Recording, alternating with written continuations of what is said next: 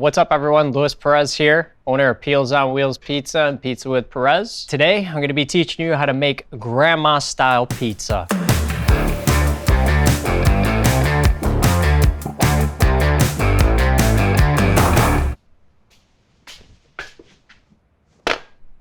So we've got our grandma style dough here, and you can find this recipe via the link above my shoulder here. The video clip will actually show you how to get it stretched all the way to the corner, so it'll show you that process from start to finish. So, grandma style pizza, what is it? Well, it's not quite thick, it's not quite thin. It's a pan pizza, typically in a rectangular pan. Honestly, I don't care what shape of pan you use, but the characteristics being thin, crispy, kind of falls between like thickness of New York as well as a Sicilian style pizza. I like to put sesame seeds all the way around the crust and underneath the crust. So when this dough was initially stretched out, we had sesame seeds down on the undercarriage of this dough, and then we pressed it out all the way to the corners. First thing I'm gonna do is coating sesame seeds around the perimeter of the crust. Use as much as you want, be generous. It adds a nice little texture and flavor to this pizza. The first time I had this pizza was actually in Paulie G's slice shop out in Brooklyn. I was just mind blown by a pizza having sesame seeds on it. It was the first time I've ever had anything like that, and I fell in love with it. So we got the sesame seeds down. Most grandma style pizzas put the cheese down first and then the sauce over the top. Biggest difference between grandma style pizza and a Sicilian style pizza is it has all the ingredients on it. It's not par baked, and it's baked one single time. So it makes it very difficult to be able to get that dough cooked adequately,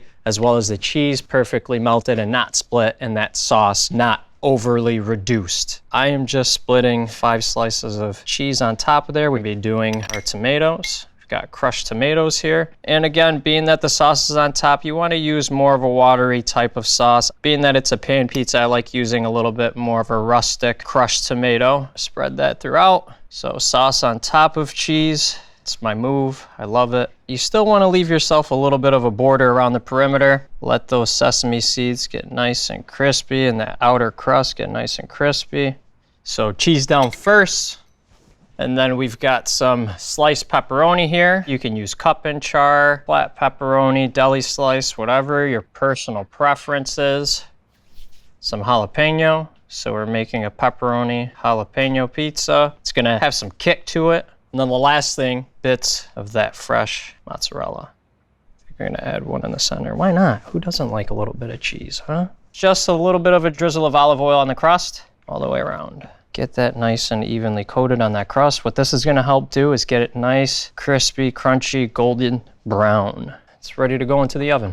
Temping the right side of the oven. The deck temp is right around 625 degrees Fahrenheit or 335 to 340 Celsius. The first thing I'm gonna do, we're actually gonna turn off the gas and we're gonna utilize the oven door. So I am putting this in all the way to the right side. Our lovely door is gonna go on there. So we're gonna let that sit in the oven for about 3.5 minutes, and then we'll give it one full rotation and then run it for another 3.5 minutes. And if you feel you need a little bit more color in the top, we can certainly turn that flame back on to get more color.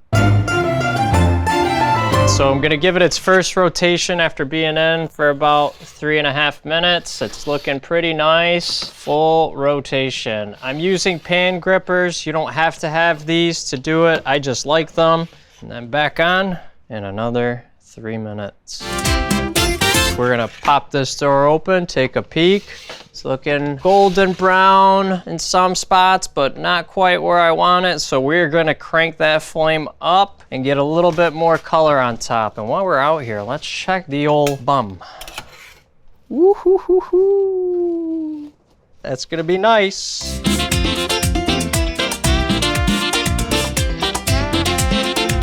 I think this is a pretty good looking grandma. I've seen some nice looking grandmas in my day. This one's looking pretty good. Ladies and gents, coming out with this one. Okay, on the scale from Paula Deen to Jane Fonda, who is she? Jane Fonda.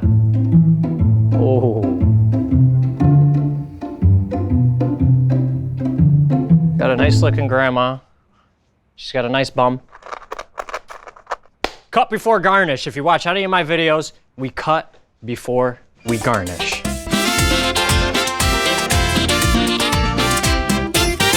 Ooh, ah. First things first, oregano. Oregano. Oregano. Oregano. Oregon. Oregano. Oregano. A little bit of basil. Basil. We're gonna make our grandma look nice. A little bit of olive oil. This honey flows nice.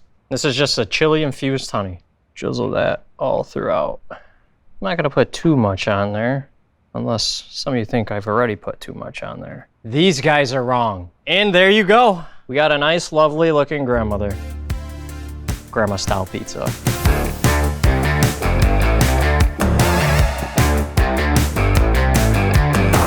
Ooh, ah. It's got some kick. That Wilderberry honey. Is it a spicy boy? A little bit. What is that infused with? Scotch bonnet. Yeah, that's why. That's got some heat. For the full recipe, visit Gozney.com. Don't forget to subscribe and like.